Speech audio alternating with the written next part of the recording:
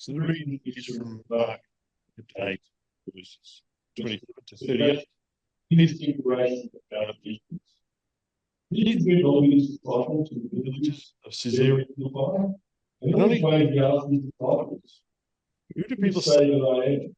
And they answered him, "John the Baptist, and others Elijah, and still others one of the prophets." He asked them, "But who do you say that I am?" Peter answered, "You are the Messiah." And he sternly ordered them not to tell anyone about him. Then he began to teach them that the Son of Man must undergo great suffering and be rejected by the elders and the chief priests and the scribes, and be killed, and after 3 days rise again. He said all this quite openly, and Peter took the side and began to rebuke him. But turning and looking at his disciples, he rebuked Peter and said, "Get behind me, Satan, for you are setting your mind not on divine things, but on human things." He called the crowd and said to them, "If anyone wishes to come after me, let them deny themselves and take up their cross and follow me. For those who save their life will lose it, and those who lose their life for my sake and for the sake of the gospel will save it. For what will it profit them to gain the whole world and forfeit their life? Indeed, what can they give in return for their life? For those who are ashamed of me and of my words in this adulterous and sinful generation, of them the Son of Man will also be ashamed when he comes in the glory of his Father with the holy angels." This is the word of the Lord. Thanks be to God. The study of the Gospel of Mark was the very first subject I took when I started my Bachelor of Theology. And so it has a very special place for me. It's a gospel that I believe I know particularly well. One of the first things that our lecturer asked us to do was to read the Gospel of Mark as if we were reading a story. Don't worry about the chapters or the verses, and don't stop until you've finished it, were our instructions. I suggest you give it a try. If you haven't already, because it's really worth reading. In fact, I'd almost do that to every single one of the Gospels, because you see the differences that we get from those Gospels. One of the things that has stayed with me is where the centre of this Gospel is. And that's from where our reading today is taken from. Mark chapter 8, verse 29, marks the centre of this story in so many ways. This is the point where Mark's Gospel changes. Here we have the question of the identity of Jesus and the answer that declares who Jesus is, the Messiah.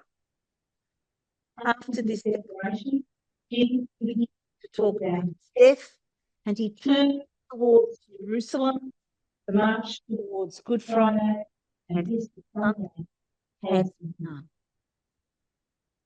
We heard this morning, Jesus went on with his disciples to the villages of Caesarea Philippi, and on the way he asked his disciples, "Who do people say that I am?" And they answered him, "John the Baptist, and others, Elijah, and still others, one of the prophets." And he asked them, "But who do you say that I am?" Most of us come to know Jesus by what someone else says, models, or perhaps writes. It might be a parent, it might be a teacher, a work colleague, or even a friend who tells us those first words of everlasting life. Yet we cannot rely on the faith or the experience of others to provide for us a relationship with Christ. Ultimately, our faith comes down to the very individual question, who do you say that I am?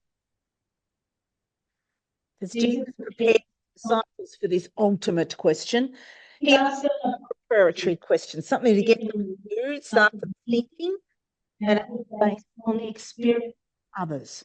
Who do people say that I am? And the answer Jesus received shows three things. One, that the disciples really had been listening to what the people were saying because they could answer him. Two, that the people had no clue who Jesus was and that the disciples themselves were rather confused. And three, that the disciples were only going to share the good stuff with Jesus. They seemed to have left out the bad stuff that was being said as well. Because some of that is many religious leaders had been calling Jesus Beelzebub or his servant. You don't hear that in this. It's not usual people who had witnessed Jesus from distance were confused about his role. He had come to the attention of the people by casting out of demons, feeding the poor, healing the sick and crippled, and preaching with authority. He came preaching the good news. And yet, like any of us, people had stopped believing that really good news would ever happen in their lifetime. Just like now, there was so much going on around them that was not good. How or when was that ever going to change?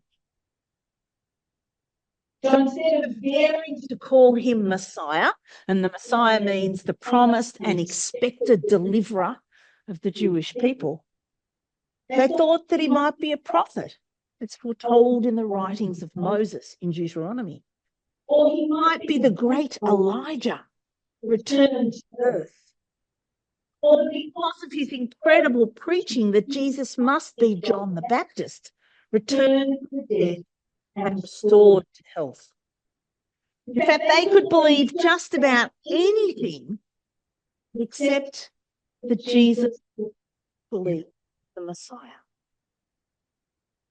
Many of us are like these people in so many respects. We believe in God. We might even believe in a loving God, but we can sometimes fall short of believing that that loving God would actually love us. The Messiah was indeed among these people. All the prophecies and signs pointed right to Jesus, and yet these people missed him in the same way that someone might neglect a dangerous curve ahead sign on a windy road and drive right up or off the embankment. So after this preparation, he's asking the disciples the ultimate question. And from that, he expects an ultimate answer. Jesus asked the disciples point blank for their personal response, their own personal reply. He wants a I say, not a some say. So Peter jumps in, as he is in the habit of doing, with the answer, you are the Messiah. Here is the great moment of revelation of this gospel. Peter has seen who Jesus is. He answers in a way that the rest of the disciples could not. Here we have a moment of clarity, a declaration of truth, a great statement made by Peter. But we all know Peter also failed great and many times. Time and again he shows confusion and lack of understanding about the message and the ministry of Jesus. I love Peter because he's very much like any of us, an ordinary person trying to be a disciple who happens to fall short many times. And I believe that Peter falls short so often because he is willing to stretch his reach beyond his grasp. He is willing to learn, to grow, to be challenged. He is willing to take risks in faith. That's what we see happening in our text today. As Jesus and his disciples are walking along the road to Caesarea Philippi, Peter is the only one who is willing to speak with Jesus about who he believes Jesus is. Of course, we know that this strength that Peter makes his declaration doesn't quite go to plan. Jesus orders the disciples not to tell anyone, not to share with people what Peter has just declared. And instead of praising Peter for his insight, Mark had Jesus begin to tell the disciples of his forthcoming death and resurrection and what they must face if they really follow him. I want to go back to that ultimate question that Jesus put to his disciples. The question calling for them to answer for themselves, but who do you say I am? It is the question that Peter got so right, but still didn't seem to grasp what it was that Jesus was on about. It's a question that we will all ask at one time or another. How will we respond? Who do we say Jesus is? Who do we believe personally Jesus is? I don't think Jesus wants second-hand testimony from us. No hearsay.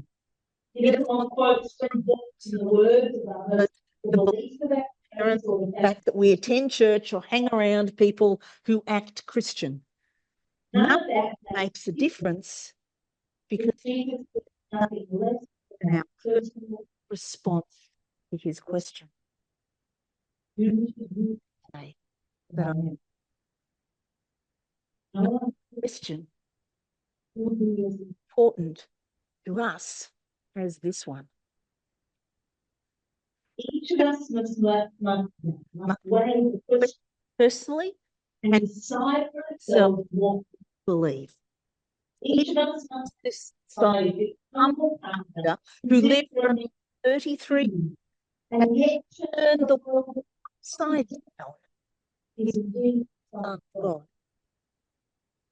And what we believe will shape our lives, our actions, and who we are in the world around us.